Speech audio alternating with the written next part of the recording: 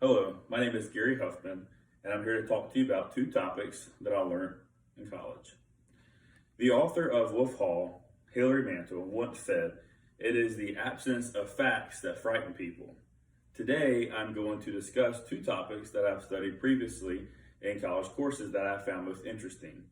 These topics are History of Political Mapping and The Starry Night by Vincent van Gogh. I learned about political mapping in American history and enjoy learning about the big picture of political demographics in the United States and its effects on our current political parties.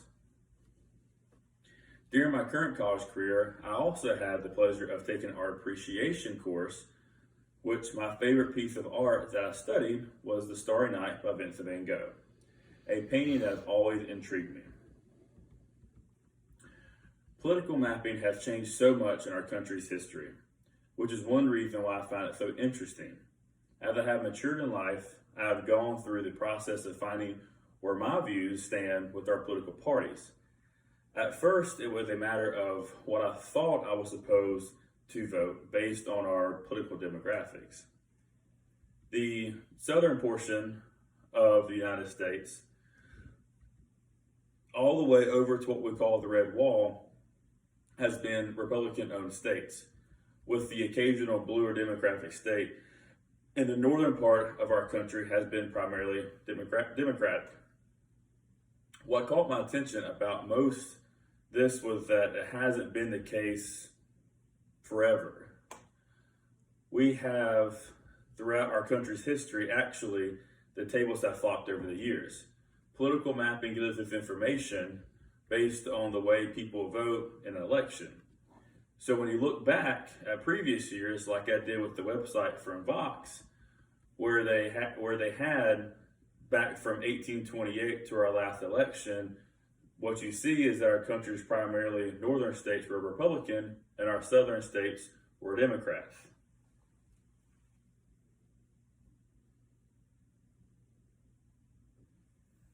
Which is what we have here. So as you can see, the portion was mainly red and then blue from the bottom, and that changed up to our most current, where it was what we know today. The reason being is that the Republican Party has traditionally been a party filled with the wealthy, and the Democratic Party has been one of low-income working Americans. As you look through the change in history, you will notice that with every election, the red Republican states have made themselves down south, and the blue Democratic states have moved themselves north. I think that is from a change in the party's representation with religion and pro-life cases. From the 1828 election of Jackson versus Adams to the 2016 election of Trump and Hillary, you can see there has been a lot of change.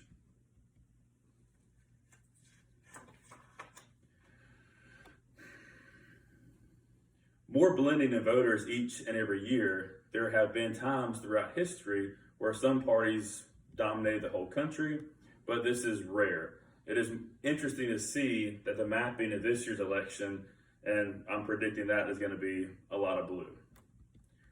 Being reminded that political mapping is becoming so blended, it brings me to my second topic, Starry Night by Vincent van Gogh. The blending of colors in this painting reminds me of the blending of political parties in the United States. The blending of colors has created one of the most recognizable paintings in the world. Vincent van Gogh is among the most famous and influential figures of the history of Western art. In just over a decade, he created about 2,100 artworks, including around 860 oil paintings, while most of them came in the last 2 years of his life.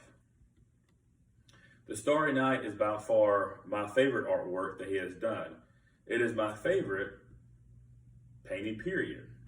With majority of his work coming in the last 2 years of his life, that is where this painting falls. Vincent van Gogh painted Starry Night in 1889 while staying in the hospital, where he was being treated for his epileptic fits, which was allowed to be he was allowed the freedom of most any patient that was in the hospital. He even had his own studio. With his creation of the Starry Night, Van Gogh reverted to some of his earlier paintings where he began to use darker colors in his work. The paintings now can be divided into three parts of the Starry Night. And what you have is you have the sky, which is the divine, and it is by far the most dreamlike, unreal part of the painting, beyond human comprehension and just out of reach. If you go down just one more level to the cypress and the hills and the other trees on the ground, you see that the next level, and then he blends it in the swirls that match the soft swirls in the sky. The last part of the village, the straight lines and sharp edges and angles that divide from the rest of the painting, seamlessly separating it from the heavens, which he quoted, of the sky. However, the main highlight of the painting is the church itself. You will notice that the steeple of the church stretches up to the sky, where Van Gogh believes where he brings God to the village through that steeple. He was very fascinated with that church, and it comes from his religious background growing up.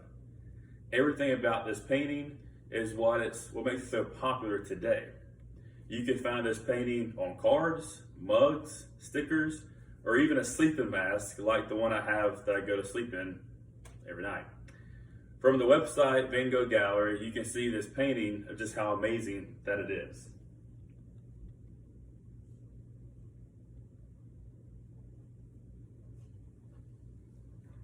As you can see here.